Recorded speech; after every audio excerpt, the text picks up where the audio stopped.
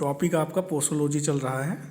तो इसमें हमने आपको इसकी डेफिनेशन बताई थी। डेफिनेशन में the term posology is derived from Greek word posos means how much and logos means study. So posology may be defined as study और साइंस ऑफ डोजेस, या इसको हम कह सकते हैं it is a branch of science और medical science that deals with the science of doses और study of doses. ठीक है।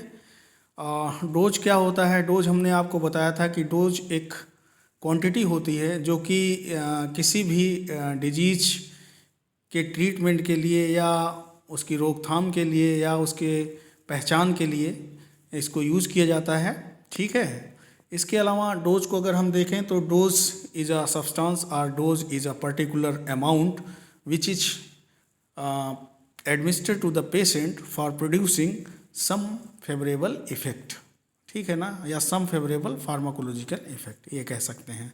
तो डोज को हम दो तरीके से मतलब कि कह सकते हैं, लेकिन आप इतना जानिए कि डोज क्या होती है, एक पर्टिकुलर क्वांटिटी होती है या एक पर्टिकुलर अमाउंट होता है। ठीक है ना।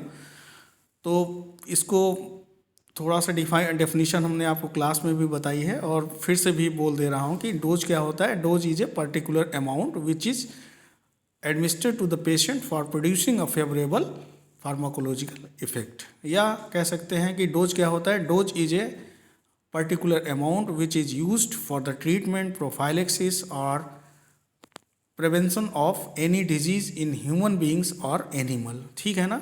तो इसमें दोनों में थोड़ा सा हमने डिफरेंस बताया था कि जो एनिमल होते हैं उनके लिए डोज की मात्रा थोड़ी ज़्यादा होती है because of the surface area, क्योंकि एनिमल का सरफेस एरिया ज़्यादा होता है। और जो ह्यूमन बींग्स होते हैं उनके लिए डोज की मात्रा उनसे कम होती है because of the surface area. तो ह्यूमन बॉडी का surface area in comparison to the animal कम होता है, इसलिए इनको कम डोज की रिक्वायरमेंट होती है। और जो जानवर होते हैं उनका सरफेस एरिया ह्यूमन बीइंग की अपेक्षा ज़्यादा होता है, इसलिए उनको ज़्यादा डोज की रिक्वायरमेंट होती है for producing a pharmacological effect. अगर हम डोज में क्या होता है कि अगर उसकी पर्टिकुलर अमाउंट नहीं दें, जैसे हमने आपको कभी पढ़ाया होगा तो बताया होगा कि अगर आपकी खुराक 2 रोटी की है और आप 1 रोटी खाते हैं तो उससे आपकी भूख नहीं मिटती है। ठीक है ना। और अगर आपकी खुराक 2 रोटी है, 2 रोटी खा लेते हैं तो उससे आपको संतुष्टि मिलती है, और 3 खा लेते हैं तो उससे क्या होता है, थोड़ा सा आपको लगता है कि आज हमने ज़्यादा खा लिया, और उससे अगर ज़्यादा खाते हैं तो फिर इनडाइजेशन हो जाता है, अपच हो जाता है ना। उसी तरीके से जो ड्रग होती है अगर उसकी डोज कम आप देते हैं तो उस थेराप्यूटिक लेवल तक नहीं पहुँच पाती है, और वो उसका एक्शन जो है बिना अपना एक्शन दिए ही वो क्या हो जाएगी, आपकी बॉडी से एक्सक्रीट हो जाएगी। उसको बोलते हैं सब थेराप्यूटिक लेवल। तो उसको थ्रेशोल्ड या थेराप्यूटिक लेवल जब तक नहीं पहुंचेगी, उसको क्रॉस नहीं करेगी, तब तक उसका एक्शन नहीं होगा। और एक थेराप्यूटिक इंडेक्स होता है। तो थेराप्यूटिक इंडेक्स क्या होता है, जहाँ से दवा का एक्शन शुरू होता है और जहाँ पे उसका मैक्सिमम एक्शन ख़त्म होता है, उसको बोलते हैं थेराप्यूटिक लेवल। ठीक है ना। तो मैक्सिमम एक्शन से अगर ज़्यादा आप डोज दोगे तो फिर वो थेराप्यूटिक लेवल क्रॉस कर जाएगा और वो हो जाता है आपका टॉक्सिक लेवल, और उस लेवल में जाएगा तो उस दवा का क्या होगा, एडवर्स इफेक्ट होगा। ठीक है। तो इसीलिए जो है जब भी पेशेंट को दवा प्रेस्क्राइब की जाती है तो उसके लिए ये सारी चीज़ें जो इसके फैक्टर्स हैं उसको कंसीडर करना बहुत इंपॉर्टेंट होता है। ठीक है ना। तो इसमें हमने आपको फैक्टर इन्फ्लुएंसिंग डोज या डोजेस के बारे में कई फैक्टर थे जिनके बारे में हमने आपको 2-3 के बारे में डिस्कस किया था, बाकी जो है आज हम उसको डिस्कस करेंगे। तो इसमें जो हुए हैं उसको आप पहली वीडियो में देख लीजिएगा। और ये आपका एज जो है सबसे इम्पॉर्टेंट होती है इन केस ऑफ चिल्ड्रन, और जेरियाटिक मतलब बुजुर्ग जो होते हैं, क्योंकि जो भी डोज बनाई जाती है वो तो एडल्ट को ही मानक मान के उनकी डोज फिक्स की जाती है। और आजकल तो जो है रिसर्च का ज़माना है, तो इसलिए बच्चों का भी थोड़ा सा डोज जो है कुछ आता है, और जेरियाटिक के लिए डोज एडजस्टमेंट करना पड़ता है। जेंडर, इसमें हमने आपको बताया था कि इसमें मेनली आपके मीन्स जो औरतें होती हैं या जो मीन्स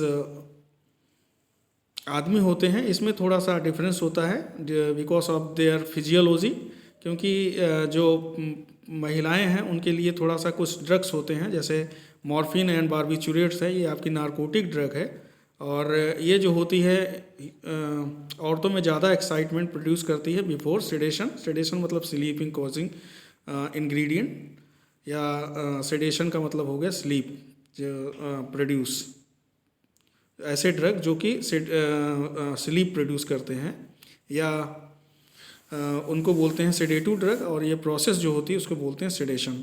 ठीक है ना। तो यहाँ पे और दूसरा दिया गया ड्यूरिंग लैक्टेशन, जब महिलाएं माँ बनती हैं तो जब बच्चों को दूध पिलाती हैं तो उस समय जो है मॉर्फिन और टेट्रासाइक्लिन को नहीं देना चाहिए। क्यों?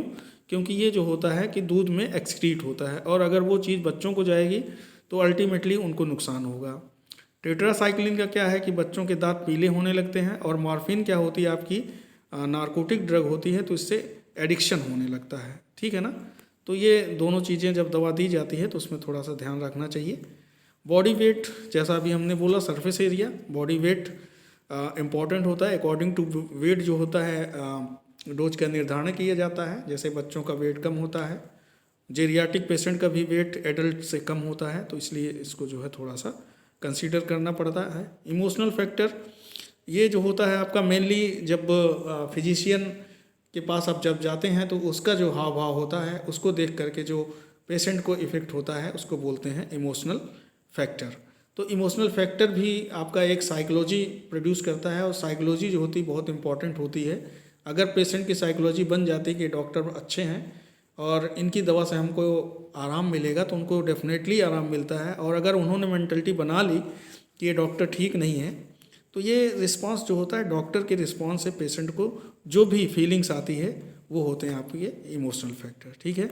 प्रेजेंस ऑफ डिजीज़, तो इसमें पेशेंट की हिस्ट्री जो है इम्पॉर्टेंट होती है। अगर उसको पहले से कोई डिजीज़ है और करंट टाइम पे जो डिजीज़ है उसके लिए अगर वो दवा लेने जाता है, मतलब बीमारी है, तो उसके लिए अगर वो दवा लेने जाता है तो उसको आपको पुराना हिस्ट्री बताना पड़ेगा। अदरवाइज़ क्या होता है कि वही दवा जो आपको करंट की बीमारी को रिलीव करती है, जो आपकी पहले की बीमारी है, हो सकता है कि उसको इंड्यूस करे या उसके लिए आपको मतलब कि बढ़ावा दे, जिससे कि आपकी वो पहली डिजीज़ फिर से उभर जाए। ठीक है ना। तो इसमें दिया गया है drugs like barbiturates and chlorpromazine may produce unusually prolong effect in case of liver cirrhosis patient. Liver cirrhosis मतलब लीवर पे जब जैसे जॉइंटिस वगैरह होता है ना, तो स्वेलिंग हो जाती है। सिरोसिस मतलब स्वेलिंग, इन्फ्लेमेशन ऑन लीवर। ठीक है ना। And during fever a patient can tolerate high dose antipyretic than a normal person. तो जब फीवर होता है तो उस टाइम पे पेशेंट को मीन्स जो एंटीपायरेटिक होती है ज़्यादा दवा की आवश्यकता होती है in comparison to the normal dose. जो नॉर्मल पर्सन होते हैं अगर उनको 500 mg इफेक्ट कर रही ना, तो जिनके सीवियर फीवर है तो उसको 650 mg देनी पड़ती है, जैसा कोविड में भी आप लोगों ने देखा होगा, है ना। इसके अलावा जो आपका रूट ऑफ एडमिनिस्ट्रेशन है ये वेरी इंपॉर्टेंट दैट, क्योंकि आपको ये देखना है कि हमको किस पेशेंट के लिए किस तरीके का इफ़ेक्ट प्रोड्यूस करना है। अगर आपके पास मीन्स अनकॉन्शियस पेशेंट है तो अनकॉन्शियस को पेशेंट को जो है हम ओरल दवा नहीं दे सकते हैं क्योंकि वो बेहोश है, तो उसके लिए इंजेक्शन रूट ही सबसे इम्पॉर्टेंट होता है। एक तो ये चीज़ हो जाती है। दूसरा ये हो जाता है कि जब हम ये रूट ऑफ एडमिनिस्ट्रेशन का वो निर्धारण करते हैं तो उसमें क्विक एक्शन, जैसे आप को जैसे होता है ना, पेशेंट को बहुत ज़्यादा पीड़ा हो रही तो उसको क्विक एक्शन के लिए हमको क्या करना पड़ता है, इंजेक्शन देना पड़ता है। क्यों? क्योंकि ये जो आपकी दवा होती है that is directly reaches into the systemic circulation. ठीक है ना।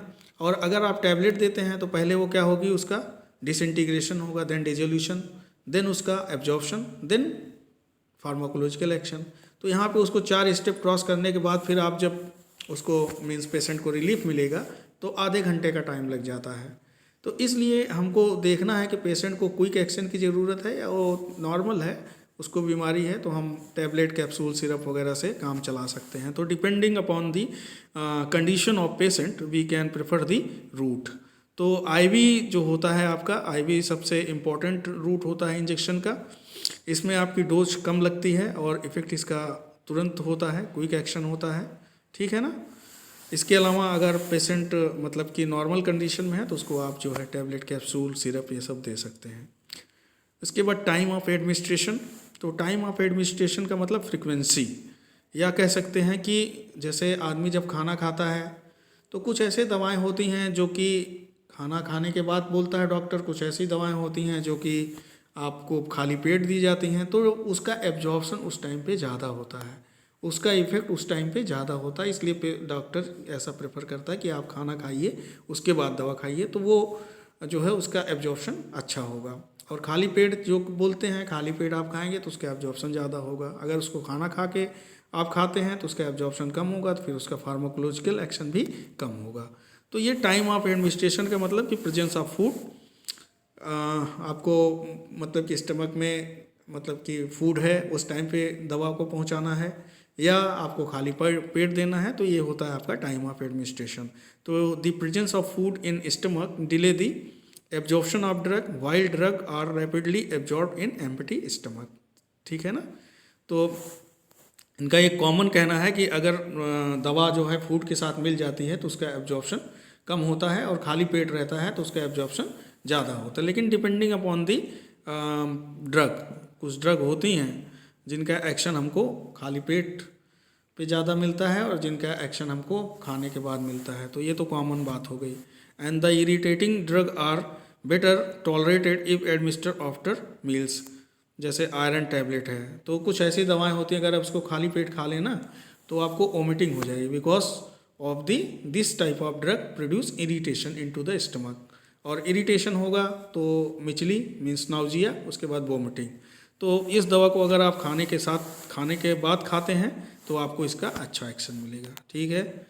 इन्वायरमेंटल फैक्टर मतलब इसमें कुछ इन्वायरमेंट का इफेक्ट, जैसे कुछ दवाएं होती हैं जैसे जब आप रात में उसको लेते हैं तो उसका इफेक्ट आपको लगता है कि डिपेंडिंग अपॉन द साइकोलॉजी, है ना। जैसे जो सोने वाली दवा है, आदमी अगर सोचता है कि अगर हम सोने वाली दवा रात में खाएं तो उसका इफेक्ट ज़्यादा होगा, ये इन्वायरमेंटल फैक्टर है। तो इसमें देखिए डे लाइट इज स्टिमुलेंट, दिन में जो आपकी लाइट होती है वो स्टिमुलेंट का काम करती है, and enhancing the effect of stimulating drug. तो जो कुछ आपकी ऐसी ड्रग होती हैं जो स्टिमुलेट करती हैं बॉडी को, अगर उसको आप दिन में खाते हैं तो उसका एक्शन ज़्यादा होता है।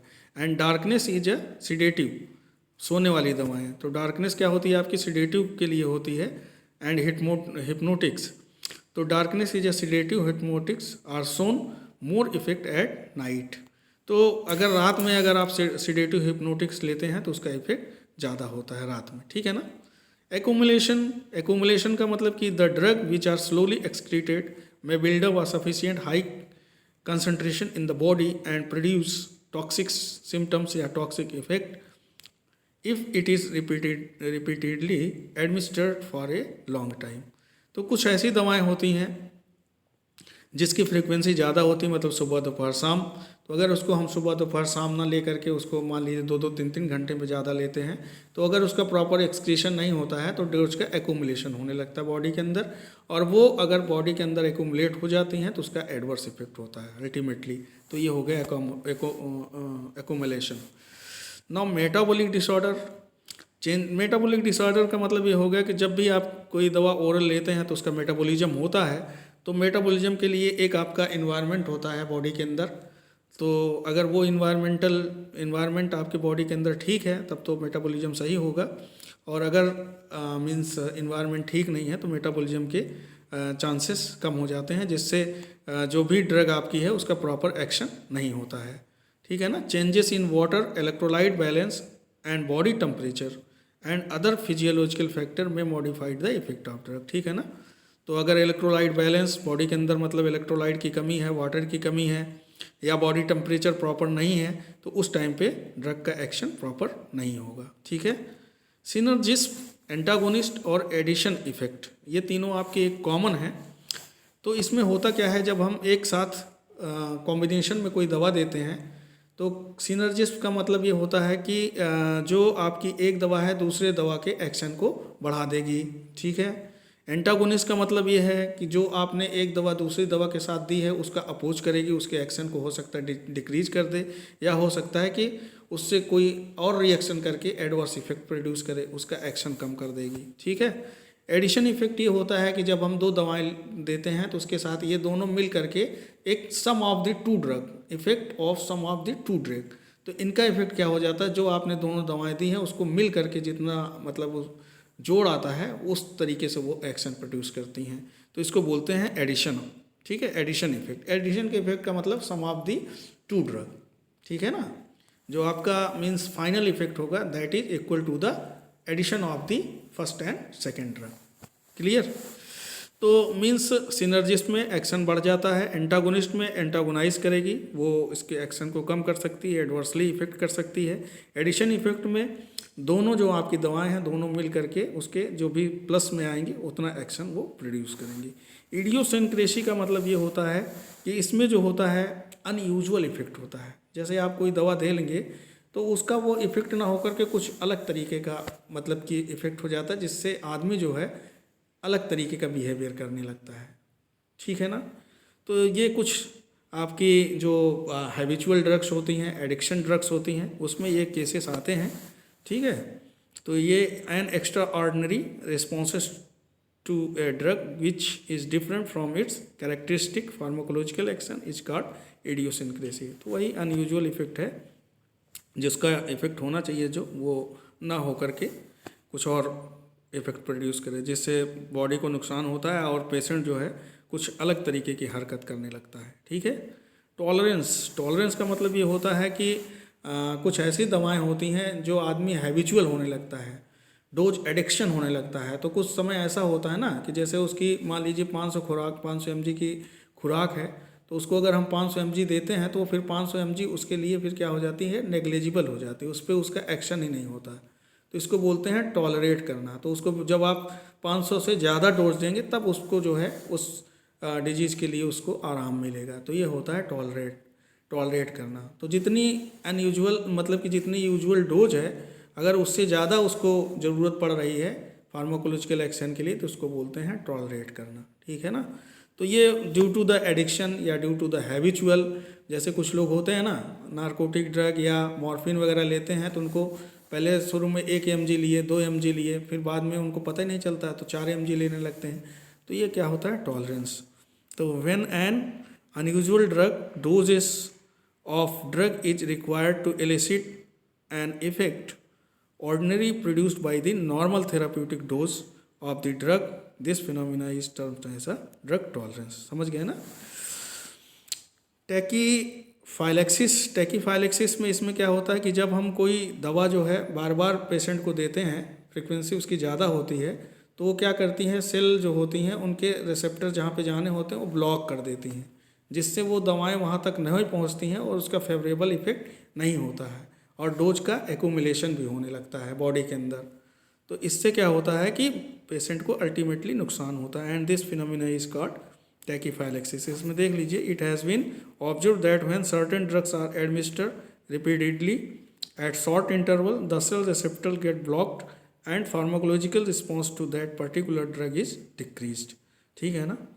And this phenomena is called tachyphylaxis और एक्यूट टॉलरेंस।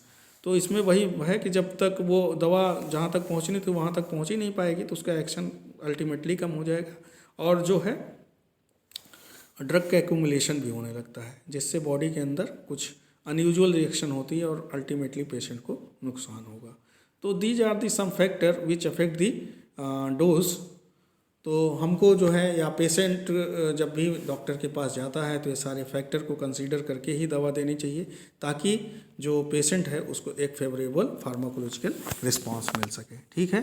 अब डोज एडजस्टमेंट के लिए जो है कैलकुलेशंस हैं, कुछ फार्मूले हैं, कैलकुलेशन ऑफ चाइल्ड डोज।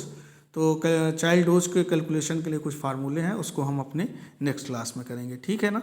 तो आप इसको आज देखिए।